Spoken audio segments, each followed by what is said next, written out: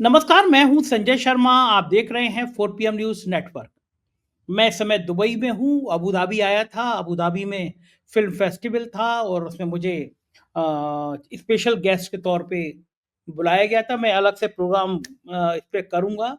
बड़ा अच्छा लगा मुझे कि अब आपके अपने 4 पीएम चैनल की ख्याति पूरे देश और दुनिया में बिखर रही है और आईफा का अवार्ड फंक्शन था, एक 3 दिन का एक समारोह था, बहुत अच्छा। अबू धाबी सरकार के सौजन्य से और परमा ग्रुप की तरफ से वो लोग स्पॉन्सर्ड थे और बड़ा अच्छा कार्यक्रम हुआ। मैंने तो पहली बार देखा बाहुबली आरआर 2 जैसे जो पिक्चरों के जो सिनेमा फोटोग्राफर थे और जो बाकी लोग थे, किस तरह बनाई जाती है पिक्चर। बाहुबली के बेहतरीन विलेन ये नाज़र साहब, ये सब लोग थे वहाँ पे। Work for the prominent channels like Star Network, NTV News, ETV News, etc. Founder of 4 PM YouTube channels with the followers more than 8 million globally. He also runs India's regional YouTube channels like 4 PM with Uttar Pradesh, Gujarat, Bihar, Maharashtra, Karnataka, Haryana, Delhi, Punjab, Rajasthan, Madhya Pradesh, and additionally launched 4 PM Music from Mumbai, which is a national platform of our Indian cinema and music and culture. Please give a round of applause.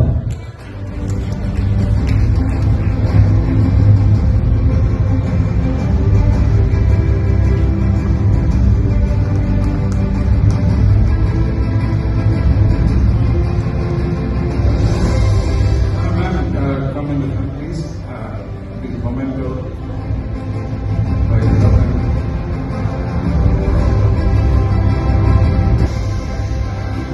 Thank you, sir. Thank you so much for. We are humbled by your support to generate. And Sanjay sir, to be honored by you, sir. Sir, media, everybody, sir, please come. Media to media. So he is stalwart of Karnataka media, Mr. Ravi Hegde, head of Asian Health and Suvarna News is here. This is a great occasion for us to honor Sanjay Sharma ji.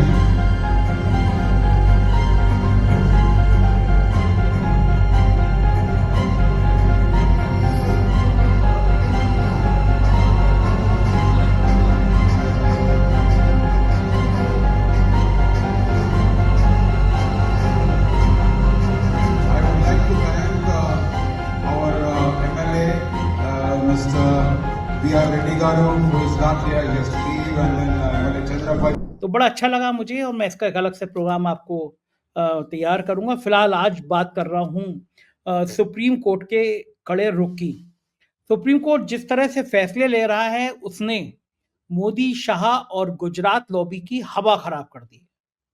एक के बाद एक कड़े चेतावनी हो रही है। पहली बार ऐसा हो रहा है कि राष्ट्रपति को बता दिया गया, भैया रबर स्टैंप बन के काम नहीं चलेगा कि आप विपक्ष के सरकारों के विधेयक पे कुंडली मार के बैठ जाओ, फैसले ना लो। और जहां तक मेरी याददाश्त है, हो सकता है मैं गलत हूं, आजादी के बाद पहली बार ऐसा हुआ कि सुप्रीम कोर्ट ने राष्ट्रपति को भी उनकी हदें याद दिलाई कि गवर्नर जो है वो तो विपक्ष के नेताओं का विपक्षी सरकारों के लिए दुश्मन की तरह व्यवहार कर रहे हैं, उचित नहीं है। तमिलनाडु में कड़ी फटकार लगाई, लेकिन राष्ट्रपति को भी पहली बार कटघरे में खड़ा कर दिया। और राष्ट्रपति के लिए जिस तरह कहा गया, उससे गुजरात लॉबी की, अमित शाह जी की, मोदी जी की हवा खराब है। हवा इसलिए खराब है कि उनको लग रहा है कि वक्फ बिल जो है उस पर सुप्रीम कोर्ट ने अगर इसी तरह कड़ा फैसला ले लिया, इसी तरह कड़ा रुख अपना लिया और कहीं बिल पर सवाल खड़ा कर दिया, बिल पर रोक लगा दी, तो बड़ी फजीहत हो जाएगी। चंद्रबाबू नायडू और नीतीश तो वैसे भी अपनी फजीहत करा चुके हैं इस बिल पर समर्थन करके। मुसलमान बहुत नाराज हैं, देश भर के सैकड़ों लोग बहुत नाराज हैं, देश भर में प्रदर्शन हो रहे हैं। तो ये जो सुप्रीम कोर्ट के फैसला है, इस पे सबकी निगाह है और जिस तरह संजीव खन्ना और बाकी उनके कुछ जज फैसले ले रहे हैं, उसने देश में एक आशा जगाई है कि अब इस तरह के निरंकुश आचरण पे, गुजरात लॉबी के निरंकुश व्यवहार पे कहीं ना कहीं रोक लगेगी। मैंने नागपुर गया, राजीव रंजन जी से बातचीत करी और बातचीत में बहुत सारे ये गंभीर मुद्दों पर हमने जिक्र किया। बातचीत में ये गंभीर मुद्दे सामने आए। हमने उनसे पूछा कि आखिर मोदी जी ने क्या ऐसी शर्त रखी थी संघ में कि हम योगी को हटाना चाहते हैं, और संघ ने कह दिया हम संजय जोशी को अध्यक्ष बनाना चाहते हैं। तो राजीव रंजन के पास बहुत सारी जानकारी रहती है, तो इस मुद्दे पे हम लोगों ने बात करेंगे। और चचा ट्रंप, तो हमारे मोदी जी के दोस्त थे, वो कहते थे अब की बार ट्रंप सरकार, उनकी ताकतवर हस्ती ने कह दिया कि ईवीएम तो हैक हो सकती है। तो दोबारा से सरकारें कैसे बनी हैं, इस विषय पर क्या-क्या जानकारी है, इस पे बात करेंगे। और योगी आदित्यनाथ ने ना खाऊँगा, ना खिलाऊँगा की जगह ना खेलूँगा और खेल बिगाड़ूँगा वाला फ़ॉर्मूला कैसे तय किया, इन तमाम मुद्दों पर बातचीत करेंगे। चलते हैं राजीव रंजन के पास, पूरी बातचीत सुनिएगा, आज की बातचीत बहुत रोचक है। राजीव भाई, ईमानदारी से कहूँ तो मुझे उम्मीद नहीं थी कि सुप्रीम कोर्ट इतना कड़े फैसले ले लेगा। राष्ट्रपति को भी पहली बार आईना दिखा दिया कि भैया बहुत ज़्यादा रबर स्टैम्प बन के काम चलेगा नहीं। गवर्नर की तो बिल्कुल ऐसी की तैसी कर दी। ये जो गवर्नर लोग रबर स्टैम्प बन जाते थे हमारे मोदी जी के, और जो विपक्ष की सरकारें होती थी उनको काम नहीं करने देते थे। तमिलनाडु सीधा-सीधा उदाहरण है, मुझे तो बड़ी हैरानी हो रही है, इसके बावजूद भी अभी तक वो गवर्नर साहब वहाँ बने हुए हैं, उन्हें हटाया नहीं गया। लेकिन गवर्नर विधेयक रोक रहे थे, उन्होंने राष्ट्रपति को भी सुप्रीम कोर्ट ने कह दिया। और पहली बार देश की आज़ादी के बाद, मेरी जानकारी में तो नहीं है भैया, हो सकता है मैं गलत हूँ, लेकिन पहली बार सुप्रीम कोर्ट ने राष्ट्रपति को कहा कि भैया 3 महीने से ज़्यादा नहीं रोक सकते हैं आप, फैसला देना होगा। यानी राष्ट्रपति के काम की भी समीक्षा अब सुप्रीम कोर्ट ने कर दी। लगातार सुप्रीम कोर्ट ऐसी टिप्पणी कर रहा है उत्तर प्रदेश की कानून व्यवस्था को लेके, कहा कि ये तो हद हो गई है कि हम सोच नहीं सकते थे कि यूपी की कानून व्यवस्था का इतना बुरा हाल हो जाएगा कि आप बुलडोजर लेके कहीं पे भी चल देंगे। तो मुझे लगता है कि सुप्रीम कोर्ट ने ये जो फैसला दिए हैं लगातार एक के बाद एक, वो बहुत चौंकाने वाले हैं, सरकारों पर सवाल खड़ा कर रहे हैं। और ये बात इसलिए भी महत्वपूर्ण हो जाती है कि कुछ दिन बाद अब वक्फ का बिल का मामला सुप्रीम कोर्ट में आ रहा है। तो राजीव भाई, क्या लगता है आपको कि अब भारतीय जनता पार्टी का थोड़ा ब्लड प्रेशर हाई होना शुरू हो रहा होगा? क्योंकि ये वक्फ के बिल पे अगर जिस तरह सरकार नाजुक स्थिति में आई है, ये गुजरात लॉबी जिस तरह नाजुक स्थिति में आई है, और लग रहा है कि अगर इसी तरह सुप्रीम कोर्ट का कड़ा रुख रहा और वक्फ बिल पे कोई रोक लग गई, कोई नियम आ गए, तो सरकार की तो बहुत किरकिरी हो जाएगी। क्योंकि अभी तक नायडू और नीतीश ने भी खासी मुसीबत की थी। और सुप्रीम कोर्ट के इन रुख को देखकर क्या साहब और गुजरात लॉबी थोड़ा परेशान होगी? क्या लगता है आपको राजीव भाई? बिल्कुल परेशान होगी। देखिए, जिस तरीके से सिस्टमैटिक रूप से भारत के अंदर में इंस्टीट्यूशंस जो हैं, एक एक करके जो इंस्टीट्यूशंस प्रजातंत्र को सशक्त बनाते हैं, लोकतंत्र को सुचारू रूप से चलने में मदद करते हैं, एक व्हील का जो काम करते हैं, उन इंस्टीट्यूशंस के कार्य प्रणाली पे जिस तरीके से कुठाराघात हुआ है पिछले 10-11 साल के अंदर में, उससे तो आम जनता का सारे इंस्टीट्यूशन से एक एक करके विश्वास जो है उठने लगा था। ये सुप्रीम कोर्ट ने, देखिए, पहले बॉन्ड के मामले में 2024 में जो एक डिसीजन दिया, और उसके बाद जो अब डिसीजन आ रहे हैं, इससे वापस से धीरे धीरे सुप्रीम कोर्ट के ऊपर में जो लास्ट माइल ऑफ जस्टिस जिसको कहा जाता है, उस पर लोगों का विश्वास जो है पुनर्स्थापित हो रहा है। हमने देखा कि कैसे दीपक मिश्रा और उनके बाद से कंसिस्टेंटली जितने भी सुप्रीम कोर्ट के चीफ जस्टिस आए, सबके डिसीजंस के ऊपर में आम जनता में बहुत ज्यादा जो है वो कहा जाए कि बहस हुई, मीडिया के अंदर में बहस हुई, चर्चाएं हुई। ये इसके पहले नहीं होता था। 2014 के बाद में यदि आप देखें तो चाहे वो दीपक मिश्रा जी हो, चाहे बोबड़े साहब हो हमारे नागपुर के, चाहे उसके बाद एक दिन के लिए बने वो चीफ जस्टिस, नाम उनका मैं भूल रहा हूं, वेणुगोपाल जी, वो सबके डिसीजंस और कार्य प्रणाली के ऊपर में क्वेश्चन मार्क उठे थे। और सबसे ज्यादा तो जो लास्ट हमारे चीफ जस्टिस गए चंद्रचूड़ जी, है ना, इनके कार्य प्रणाली के ऊपर में बहुत सारे प्रश्न उठे, खासतौर पे महाराष्ट्र के इलेक्शन में जो हमने देखा कि सुप्रीम कोर्ट ने डिसीजन देने में देरी की, और जिसके कारण से पूरी महाराष्ट्र की पॉलिटिकल पूरा सिनेरियो चेंज हो गया, पूरा लैंडस्केप ही चेंज हो गया।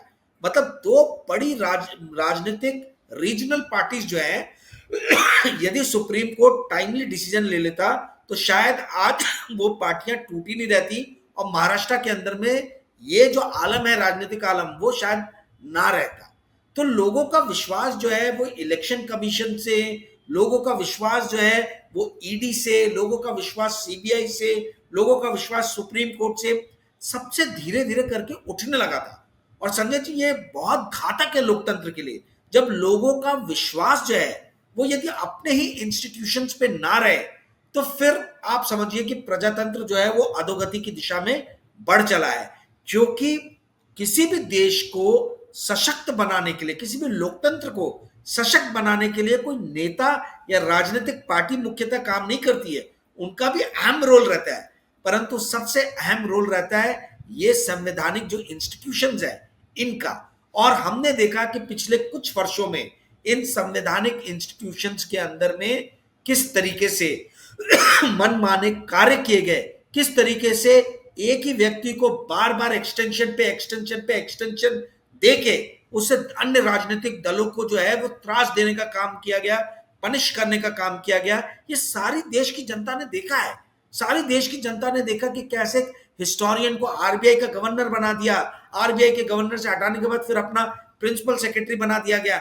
लोग प्रश्न करने लगे कि क्या भारत के अंदर में टैलेंट की कमी है, क्या भारत की ब्यूरोक्रेसी टैलेंट क्रंच से जूझ रही है, क्या ऐसे कारण है कि हमारे इंस्टीट्यूशंस, हमारे ब्यूरोक्रेसी में वही वही लोग गोल गोल घूम घूम के वापस आते हैं।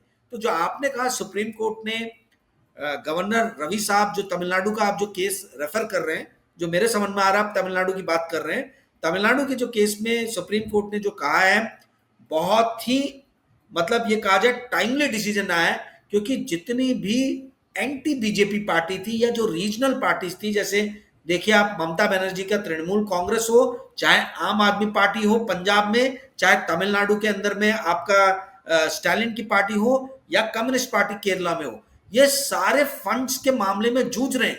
सेंट्रल गवर्नमेंट इनको कई कई महीनों तक इनके फंड्स लटका रही है। नरेगा पे सुप्रीम कोर्ट ने अभी डिसीजन देके कहा है कि आप नरेगा का फंड नहीं रोक सकते पश्चिम बंगाल का। तो इस तरीके से जो सुप्रीम कोर्ट अब डिसीजन दे रहा है और बातें कह रहा है, ये मुझे ऐसा लग रहा है कि ये प्रजातंत्र में फिर से लोगों की आस्था को स्थापित करेगा, प्रजातंत्र की नींव को और सशक्त करेगा। नॉर्थ कोरिया और साउथ कोरिया का मैं हमेशा एग्जांपल देता हूं, दोनों कंट्रीज आजू बाजू में, दोनों के ज्योग्राफिकल कंडीशंस एक जैसे, उसके बावजूद भी साउथ कोरिया कितना डेवलप्ड कंट्री है और नॉर्थ कोरिया आप देखिए नॉर्थ कोरिया की क्या हालत है। भारत और पाकिस्तान का भी वही उदाहरण है। भारत क्यों डेवलप्ड है, वन ऑफ द मतलब मोस्ट फास्टेस्ट डेवलपिंग कंट्री है, और पाकिस्तान क्यों एक फेल्ड स्टेट के रूप में उभरा है। रीजन ये है कि यहाँ के जो इंस्टीट्यूशंस है वो इंस्टीट्यूशंस 1947 के बाद से सुचारू रूप से उन्होंने काम किया। ये चीज पाकिस्तान में नहीं हुई, इसलिए वो फेल्ड स्टेट में कन्वर्ट हुआ। तो इंस्टीट्यूशंस का जिसमें सुप्रीम कोर्ट सबसे महत्वपूर्ण है, इसका जो है वो एक प्रहरी के रूप में, लोकतंत्र के प्रहरी के रूप में कार्य करना अत्यंत आवश्यक है। और मैं बहुत खुश हूं सुप्रीम कोर्ट के इस डिसीजन से। जी संजय जी। बिल्कुल ठीक कह रहे हैं आप कि सुप्रीम कोर्ट के, और जो मेरा तो बस ये मैं सोच के हैरान हूं कि सुप्रीम कोर्ट के फैसलों से गुजरात लॉबी के पसीने कितने आ रहे होंगे। एक तरफ तो चंद्रबाबू नायडू और नीतीश ने सोचा नहीं था कि वक्फ का इतना ज्यादा विरोध हो जाएगा, मुसलमान इस तरह सड़कों पर आ जाएंगे, और बहुत बड़ी संख्या में सेकुलर जो हैं हिंदू वो भी विरोध करेंगे कि ये गलत हो रहा है, आप इस तरह तो गुंडागर्दी कर रहे हैं। चंद्रबाबू नायडू नायडू के तो पसीने छूट गए कि भैया 4,042 करोड़ रुपए तो मिल गया, लेकिन जो स्टेट में मुसलमान हैं वो हाथ से निकल गए, तो एक बहुत बड़ा वोट बैंक हाथ से निकल जाएगा। पूरे देश की निगाह सुप्रीम कोर्ट पे लगी हुई है, क्योंकि जिस तरह से ये भाई आपकी वक्फ की प्रॉपर्टियों पे निगाह है, कितने सारे मंदिरों ने अभी जमीनें कब्जाई हैं। अगर आपको धार्मिक स्थलों की इतनी चिंता है तो उन मंदिरों और मठों की भी चिंता कर लो। बौद्ध धर्मों के लोगों ने कई बार कहा है कि बड़े-बड़े स्थापित मंदिर मठ की जमीनों पे पड़े हुए हैं। तो आप ये ऐसे मुद्दे खामखा में क्यों चुन रहे हो? क्योंकि सबको पता है कि देश के मूल मुद्दों से आपका ध्यान हटाना है। इधर कुछ संभालते हैं, उधर अमेरिका फिर बवाल कर देता है। अमेरिका की जानी-मानी नेता ने बयान दे दिया ईवीएम को लेकर कि ईवीएम तो आराम से मैनेज हो सकती है, ईवीएम हैक हो सकती है। इसीलिए अमेरिका में बैलेट पेपर से चुनाव, इधर वोटर लिस्ट की गड़बड़ी की बात हो रही थी, उधर से बयान आ गया कि साहब ईवीएम तो हैक हो सकती है। ये डेमोक्रेसी के लिए कितना बड़ा बयान है राजीव भाई, कि सीधा-सीधा अब तो अमेरिका जो आप जिसको अपना आका मानते थे, जहाँ जाके नारे लगाते थे अब की बार ट्रम्प सरकार, ट्रम्प चचा ने ऐसी-तैसी कर दी वो अलग विषय है, लेकिन वही ईवीएम को लेकर अब अमेरिका इस तरह की बातें कर रहा है तो कितना खतरनाक है। और किस संदर्भों में आप देखते हैं कि ये बयान क्या वास्तव में भारत के लोकतंत्र के लिए चिंता की बात है? हमें बैलेट पेपर की तरफ बढ़ना चाहिए, हर हालत में बढ़ना चाहिए? देखिए, आप तुलसी गबार्ड के बयान की बात कर रहे हैं, जो नेशनल इंटेलिजेंस एजेंसी एनआईए, जो सबसे स्ट्रांग आप समझिए इंटेलिजेंस गैदर करने की वाली एजेंसी है पूरी दुनिया की, ना केवल अमेरिका की बल्कि पूरी दुनिया की। उनके पास में जो टेक्नोलॉजी है और जो स्किल्ड मैन पावर है, जो चीजों को ढूंढ के निकाल सकता है, वो दुनिया में किसी भी राष्ट्र के पास में नहीं है। तो यदि एनआईए का चीफ इस तरीके के वक्तव्य दे रहा है, तो ये वक्तव्य ऐसा नहीं है कि घर के बाजू का कोई श्याम या राम ने इस तरीके की बात कही हो। ये तुलसी गबार्ड ने, नेशनल इंटेलिजेंस एजेंसी के हेड ने इस बात को कहा है। तो अभी तक जो भारत में बात लोग दबी जबान में कह रहे थे, या जो राजनीतिक नेता लोग जो कह रहे थे, उद्धव ठाकरे ने हमारे महाराष्ट्र में कहा, संजय राउत ने हमारे महाराष्ट्र में कहा, सुनील केदार जो यहाँ के लीडर हैं, वो इलेक्शन हारने के बाद में उनकी वाइफ ने बोला कि भाई हम मशीन के खिलाफ नहीं लड़ सकते, हम इंसान इंसान के बीच में लड़ाई हो सकती है, इंसान मशीन के बीच में युद्ध नहीं हो सकता है। तो ये इन इन नेताओं की बातों को जो है, ये इसमें मीडिया ने उपहास उड़ाया, मेन स्ट्रीम मीडिया ने इस चीज को उपहास उड़ाया। संजय जी, आप याद कीजिए, जब हम लोग भी 2024 में इलेक्शन में चर्चा करते थे, 2024 के इलेक्शन के पहले अप्रैल मई में, तो हमने कहा था कि खुद इनकी इंटेलिजेंस एजेंसी ने, ये मेरी पुख्ता जानकारी है, कि 190 से 200 के बीच में सीट भाजपा को बोला था और 240 सीट आ गई। तो ये जो हो रहा है, ये जो हेरफेर हो रहा है, राहुल गांधी ने इतनी बड़ी प्रेस कॉन्फ्रेंस ली जहां पे संजय राउत जी उनके साथ में थे, उन्होंने बताया, प्रमाण के साथ में बताया कि 48 लाख लोगों के नाम जो है वो ऐड किए गए, 8 लाख लोगों के नाम काटे गए। ये कौन है? ये हमको इलेक्शन कमीशन नहीं दे रहा है। तो बार बार इस तरीके की बात करने के बाद में जब कानों पे जू नहीं रेंग रही है भारत सरकार के, तो मुझे ऐसा लगता है कि अब तुलसी गबार्ड ने जो बयान दिया है, जो नेशनल इंटेलिजेंस एजेंसी ने जो बयान दिया है, ये पूरे सरकार के और निर्वाचन आयोग के दावों को खोखला कर सकता है। आगे आने वाले दिनों में सबूत इकट्ठे करने की बस जरूरत है, सबूत एविडेंसेस हाथ में मिलेंगे तो एक एक परत जो है खुल के सामने आएगी कि पिछले 11 वर्षों में कितने इलेक्शन जो है वो जायज तरीके से जीते गए और कितने इलेक्शन जो है हेराफेरी करके जीते गए। आज की डेट में प्रमाण नहीं है, क्योंकि मैं और आप प्रमाण नहीं जुटा सकते, हमारे पास में वो टेक्नोलॉजी, इंटेलिजेंस वो चीज नहीं है। पर अगर नेशनल इंटेलिजेंस एजेंसी की चीफ तुलसी गबार्ड यदि इस बात को कहती हैं कि विश्व का जो सबसे सशक्त प्रजातंत्र है, यानी America, United states of America, वो यदि बैलेट से वोटिंग कर रहा है, तो इसका अर्थ है कि कहीं ना कहीं इस बात के ऊपर में शंका है कि मशीन द्वारा यदि वोटिंग हुई तो उसमें हेरफेर की जा सकती है। वर्ल्ड का आज की डेट में जो सबसे बड़ा एंटरप्रेन्योर माना जाता है, बुद्धिजीवी एंटरप्रेन्योर माना जाता है, वो है एलॉन मस्क। एलॉन मस्क ने राजीव चंद्रशेखर के ट्वीट पे लिख के कहा था, एनीथिंग कैन बी हैक्ड। तो जब एलॉन मस्क जैसा आदमी बोल रहा है, तुलसी गबार्ड जैसा आदमी बोल रहा है, तो मुझे लग रहा है कि अब कम से कम भारत की जो टेलीविजन मीडिया है और जो अखबार जो है, ये जो चैनल्स, टीवी चैनल्स और अखबार हैं, अब शायद वो इस चीज को गंभीरता से लेंगे और शायद इसको प्रमुखता से छापेंगे। क्योंकि संजय जी, यदि डेमोक्रेसी के साथ ही खिलवाड़ किया गया, यदि डेमोक्रेसी को ही आर्टिफिशियल जो है वो मैनिपुलेट किया गया, तो ये तो छलावा है। फिर उसके बाद में मेरे और आपके वोट का कोई अर्थ नहीं रह जाता है। यदि आप वोटों को ही जो है पूरा का पूरा बदल दो, आप पूरा हैक करके कुछ और ही वोट किसी और को जा रहे हैं, आप कहीं और ले जाओ, तो फिर प्रजातंत्र का तो कोई अर्थ ही नहीं रह गया। वैसी डेमोक्रेसी आज की डेट में वोटोक्रेसी में कन्वर्ट हो गई है, और वोटोक्रेसी भी अगर हैकिंग क्रेसी में कन्वर्ट हो जाएगी, तो आई मीन फिर हम लोग किस युग में जी रहे हैं? आप देखिए, एक एक करके संजय जी, बड़े बड़े यूट्यूब के चैनल हैक हो रहे हैं। कल ही नॉकिंग न्यूज करके बहुत बड़ा चैनल है जो हैक हो गया, 17 लाख। हाँ, गिरिजेश मशीद जी का यूट्यूब ने बंद कर दिया उसके बाद। यूट्यूब के अंदर से बताइए हैक हो गया। तो ये क्या हैकिंग जो है, ये बहुत बड़ा मुद्दा है, और इस बड़े मुद्दे को बहुत गंभीरता से लेने की जरूरत है। एक प्रजातंत्र के अंदर में जो प्रजातंत्र का सबसे बड़ा त्योहार, उत्सव होता है, वो होता है इलेक्शन। ठीक है, पूरा प्रजातंत्र उसके ही आजू बाजू रिवॉल्व हो रहा है आज की डेट में। तो यदि आप उस पावन त्योहार को, उस उत्सव को ही यदि कलंकित कर देंगे, यदि उसी को मैनिपुलेट कर देंगे, यदि उसी के अंदर में मैनिपुलेशन आ जाएगा, तो फिर आप बताइए आम जनता जो है वो कब तक घरों में चुपचाप बैठी रहेगी? वो एक ना एक दिन सड़कों पे उतरेगी, रोष में उतरेगी, और तब फिर इस जनता को संभालना जो है बहुत कठिन हो जाएगा। तो मुझे लगता है कि सरकार को जो है और खासतौर पे मीडिया को जो प्रहरी है और सुप्रीम कोर्ट को, इनको इन चीजों को बहुत गंभीरता से लेने की आवश्यकता है। गुजरात लॉबी की हवा टाइट है। हवा टाइट सिर्फ अमेरिका से या सुप्रीम कोर्ट से नहीं हो रहा, राष्ट्रीय स्वयंसेवक संघ भी रह रह के चाबुक चला रहा है। तो ये चारों तरफ से जो है घिरे हुए हैं और यही सही समय है कि अपोजिशन पार्टी जो है इस वक्त को समझे और सड़कों पे उतर के अपने प्रतिरोध जो है, अपने सड़कों पे उतर के जो है जो उनके साथ गलत हो रहा है उस चीज के खिलाफ आवाज उठाए। ऐसा मुझे लगता है ये करना चाहिए। यही सही राजनीतिक दाव होगा। जी संजय जी।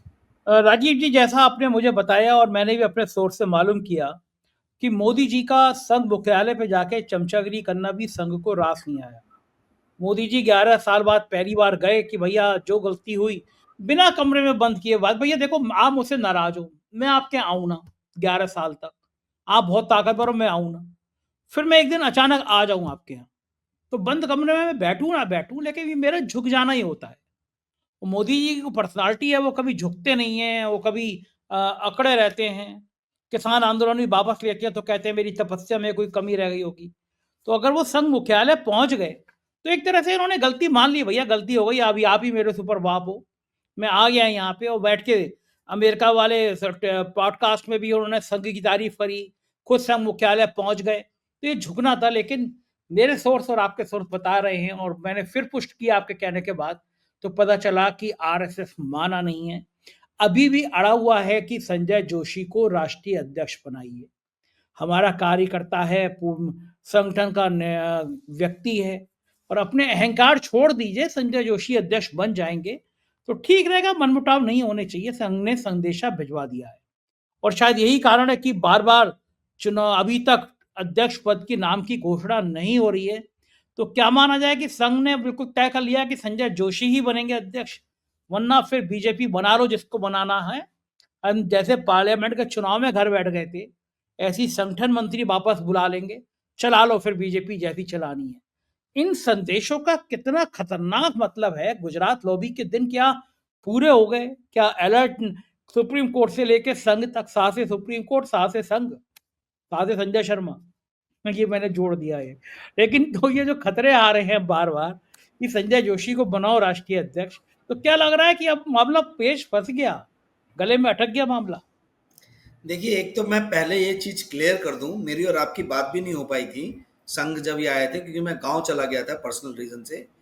ये कहना कि सरसंघ चालक और मोदी जी में कोई संदेश का आदान प्रदान नहीं हुआ है, ठीक है, ये बहुत ही ज्यादा गलत जो है, ये एक मिथ जो है, ये गवर्नमेंट मशीनरी ने ही जो है मीडिया के अंदर में डाल दिया है। बकायदा उनको जो है संदेश दे दिया गया है, ठीक है, मोदी जी को, कि संघ क्या चाहता है। और ये जो चलाया गया कि इनके बीच में कोई मीटिंग नहीं हुई है, अरे भाई मीटिंग के लिए जरूरी नहीं है कि आप कमरे के अंदर में बैठ के बात करो, आप चलते चलते भी जो है आप बहुत सारी बातें एक दूसरे के साथ में कर लेते हैं। बड़े लोग ऐसी बात करते हैं कि भाई मॉर्निंग वॉक पे निकल गए, कहीं पे वॉक कर रहे साथ में, 4-5 मिनट साथ में चलो और बातचीत उनकी होगी। परंतु मेरी जो जानकारी है, इन दोनों के बीच में परस्पर जो है वो संदेश का आदान प्रदान हुआ है। ऐसा नहीं है कि मोदी जी को जो है राष्ट्रीय स्वयंसेवक संघ ने अपना संदेश नहीं दिया है नागपुर आने पे, या मोदी जी ने अपने मन की बात जो है वो आरएसएस को नहीं कही है। पहली चीज तो मैं ये क्लियर कर देना चाहता हूँ। दूसरी, मैं और ज्यादा डिटेल में नहीं जाना चाहता हूँ क्योंकि उससे फिर मेरे सोर्सेज एक्सपोज होने के ये हैं। तो मैं बस इतना ही बताना चाहूंगा कि ये जो संदेश है, ये संदेश दिया गया है और ये बकायदा संदेश सही मतलब व्यक्ति को यानी मोदी जी को पहुंचा दिया गया है। सेकेंड चीज जो आप बोल रहे हैं भारतीय जनता पार्टी के चीफ की बात, देखिए प्रतिनिधि सभा आरएसएस की बैंगलोर में हुई थी और जो मेरी जानकारी है भारतीय जनता पार्टी जो है ये भी अभी इस महीने जो है अपनी कार्यकारिणी की सभा लेने वाली है बैंगलोर में, ठीक है। उसके अंदर में ये लोग नेशनल प्रेसिडेंट के नाम के अनाउंसमेंट करेंगे, जो मुझे जानकारी मिली है। तो ये मे बी 8-10 दिन की बस बात है, 8-10 दिन के अंदर में नाम आ जाएगा, हो सकता है कल भी नाम आ जाए, ठीक है, पर ये नाम जो है ये जल्दी आएगा, ऐसा मुझे मेरे सोर्सेज ने बताया। तीसरी चीज, देखिए 75 साल का जो नियम है ये मोदी जी को आरएसएस ने बहुत क्लियरली बता दिया कि हम इस पक्ष में नहीं है कि आप अपने ही बनाए हुए कानून को तोड़ें। अब आप अगर तोड़ते हैं तो बात अलग है, फिर अब आप सामने तलवार भांजने के लिए कोई आदमी आ जाए और लड़ने मरने मारने को उतार हो जाए तो बात अलग है। परंतु जो विचार है, वो विचार जो है वो स्पष्टता के साथ में बता दिए गए हैं कि भाई जो चला आ रहा है सिस्टम, उसी सिस्टम को चलने दिया जाए तो बेटर रहेगा।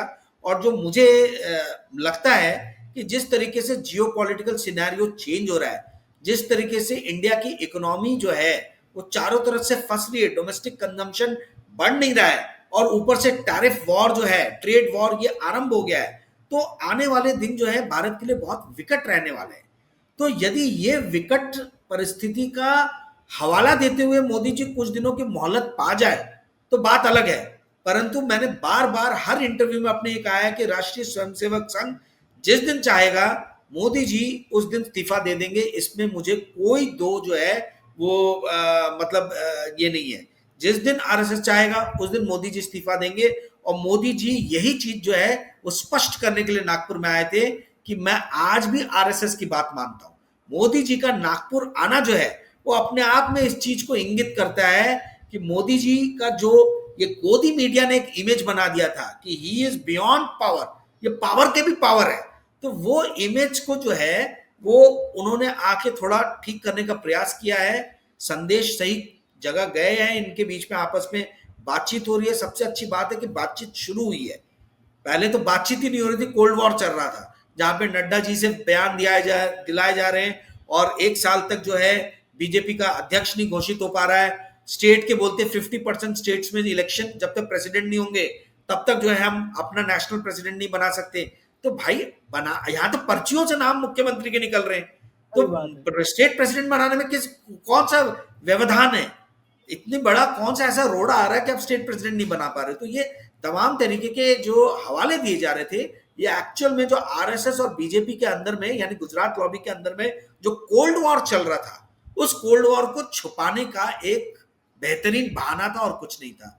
तो मुझे लगता है कि आने वाले दिन जो है वो मोदी जी, अमित शाह जी के लिए थोड़े विकट होने वाले हैं, और भारत की राजनीति जो है बहुत दिलचस्प होने वाली है आने वाले दिनों में। जी संजय जी। अच्छा, ये जो आपके सोर्स ने इस बात की कहाँ तक पुष्टि करी कि मोदी जी ने संघ को संदेशा भिजवाया कि उत्तर प्रदेश में जातिगत आधार पर नुकसान हो रहा है, योगी आदित्यनाथ को हम हटाना चाहते हैं और किसी पिछड़ी जाति या दलित जाति को मुख्यमंत्री बनाना चाहते हैं। बदले में संघ ने संजय जोशी का नाम कर दिया कि आप संजय जोशी को राष्ट्रीय अध्यक्ष बनाओ, फिर विचार करते हैं। मतलब शतरंज का जो खेल होता है उसमें तुम घोड़ा रूट बढ़ाओगे तो सामने वाला वजीर सीधा चल देगा। तो शतरंज की चौसर में वो योगी आदित्यनाथ को हटाना चाहते हैं, तो संघ संजय जोशी को ले आया। अब मोदी और नड्डा दोनों जानते हैं अगर संजय जोशी राष्ट्रीय अध्यक्ष बन गए पार्टी के तो क्या गत बनेगी इनकी। अब गले में फांस बन गया है। उधर योगी आदित्यनाथ भी खुल के अब क्षत्रिय राजनीति के बिल्कुल वाहक हो गए।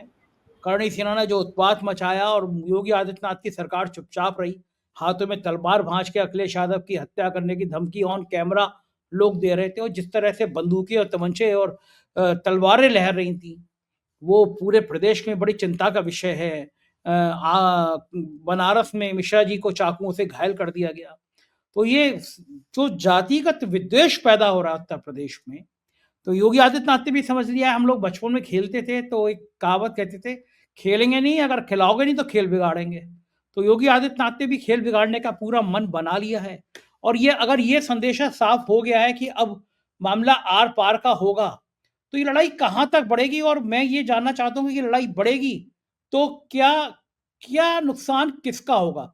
क्या नुकसान मोदी का होगा, नुकसान योगी का होगा, फिर नुकसान संघ का होगा? क्या लगता है आपको? नहीं, संघ का नुकसान तो होने का सवाल ही नहीं उठता। देखिए, संघ तो मातृ संघ है, पितृ संघ है, जो भी बोल लीजिए। वो बाप बाप रहता है, बच्चे बच्चे रहते हैं, ठीक है। तो संघ को तो नुकसान होने का सवाल ही नहीं है।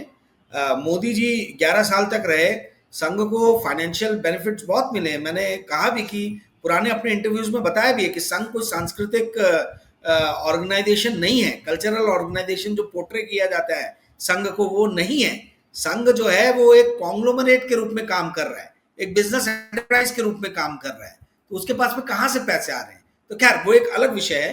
परंतु जो आपने सवाल पूछा, देखिए आज की डेट में मोदी जी के लिए जो सबसे बड़ा चुनौती जो है, वो चुनौती, सबसे बड़ी चुनौती जो है वो है योगी आदित्यनाथ।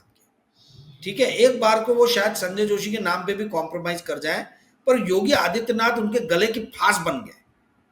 और योगी आदित्यनाथ जिस तरीके का मिलिटेंट हिंदुत्व का जो प्रतिनिधित्व करते हैं, जो आपने बताया कि करनी, आप जो सपा के राज्यसभा सांसद जिन्होंने स्पीच दिया और उसके बाद जो उनके घर पे हमला हुआ करनी सेना का, मेरे ख्याल से आप उस विषय पे बात कर रहे हैं ना, तो वो अपने आप में इंगित करता है कि भाई देखिए, करनी सेना जो है, आप याद कीजिए संजय जी, एक साल पहले, एक साल भी नहीं हुआ, हाँ लगभग एक साल पहले, ये करनी सेना के जो प्रमुख है, इनकी घर के अंदर में हत्या हो गई थी, राजस्थान में। याद कीजिए आप।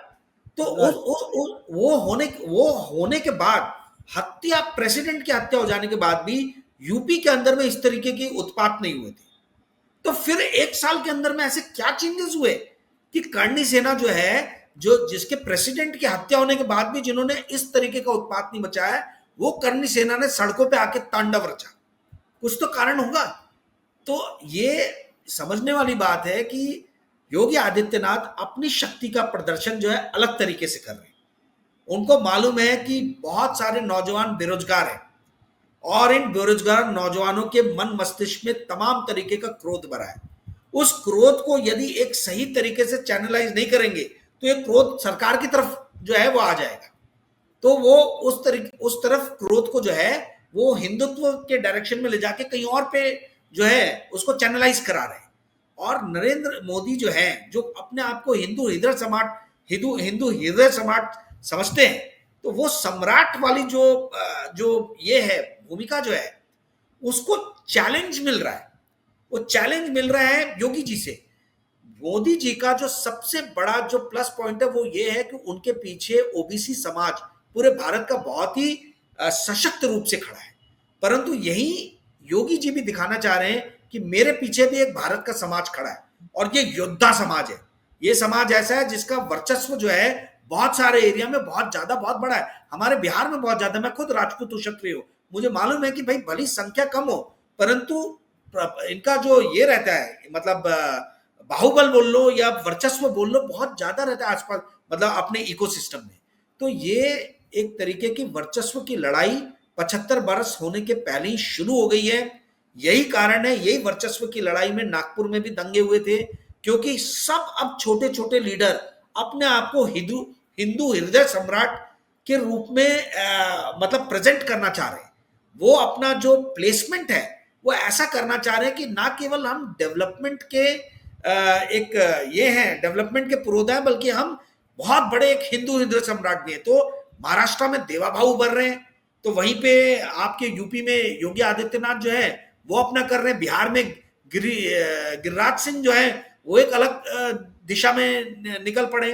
तो ये हर अलग अलग जगहों पे जो है वो अब युवाओं के एंगर को चैनलाइज करने की कोशिश की जा रही है और उस एंगर के ऊपर में ये लीडर्स अपना इमेज बिल्डिंग करना चाह रहे हैं। तो ये पूरी लड़ाई जो है ये वर्चस्व की लड़ाई है। इसलिए मैंने कहा कि आने वाले दिनों में भारत की राजनीति बड़ी ही दिलचस्प होने वाली है। ये हमें देखना होगा कि बीजेपी के अंदर के इस अंतर्द्वंद में कौन लीडर मोदी के बाद में उभर कर सामने आता है। एक तरफ अमित शाह है, एक तरफ योगी आदित्यनाथ है, एक तरफ हमारे देवा भाऊ है महाराष्ट्र में। तो अलग अलग कोनों से अलग अलग जगह जो है वो दावेदारी पेश की जा रही है। जी संजय जी। बिल्कुल ठीक बात है राजीव भाई, मन कर रहा है आपसे और भी बातें करूं, लेकिन आपकी फ्लाइट है, आप मध्य प्रदेश आ रहे हैं पत्रकारों के सम्मेलन में। मुझे भी जाना था, लेकिन मैं अबू धाबी फिल्म फेस्टिवल में स्पेशल गेस्ट के तौर पे यहाँ हूँ, तो अब मैं दुबई रहूँगा। तो मेरी तरफ से क्षमा मांग लीजिएगा वहाँ के पत्रकारों से, मेरा बड़ा मन था। हालांकि मैं अभी 7-8 तारीख को इंदौर में था पत्रकारों के कार्यक्रम में, लेकिन बहुत अच्छा उत्सव होता है, मैं पिछले साल गया था। तो आपकी यात्रा शुभ हो। बहुत बहुत शुक्रिया, आपने समय दिया। थैंक यू राजीव भाई। ये तो राजीव रंजन जी, और पूरी बातचीत सुनी, मुझको यकीन है बातचीत आपको पसंद आई होगी। तथ्यों के साथ हम लोगों ने प्रस्तुतिकरण किया। कैसी लगी बातचीत बताइएगा जरूर। शुक्रिया, थैंक यू।